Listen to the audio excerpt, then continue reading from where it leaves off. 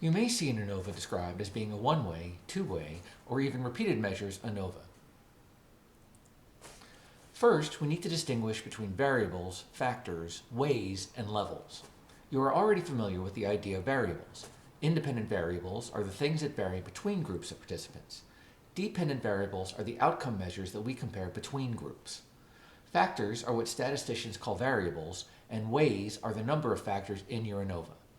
Levels are the number of values a factor can have. A one-way ANOVA analyzes one independent variable, and a two-way ANOVA analyzes two independent variables. Here's an example of a one-way and a two-way analysis of variance. On the left, we have the results table for a study that measured the average distance traveled each day by people who each own one of three different kinds of wheelchairs.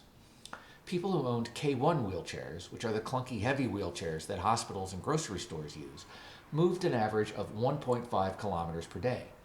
People who owned K4 wheelchairs, which are lighter and more expensive, traveled an average of 2.3 kilometers per day.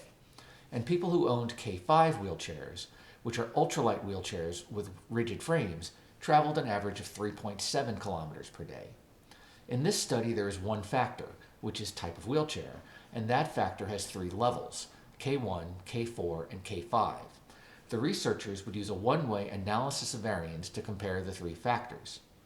If the p-value is less than 0.05, then the scientists know there was at least one statistically significant difference, but they would still need to conduct post hoc analyses to figure out which groups were different.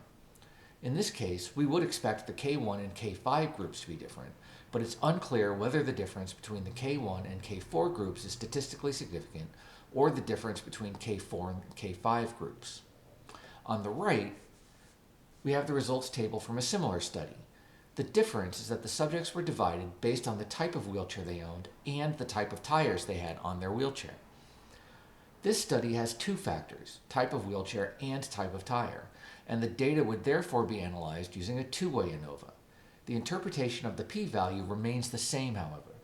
A p-value less than 0.05 means that at least one difference between two groups is statistically significant, but the scientists still need to perform a post hoc analysis to determine which groups are different.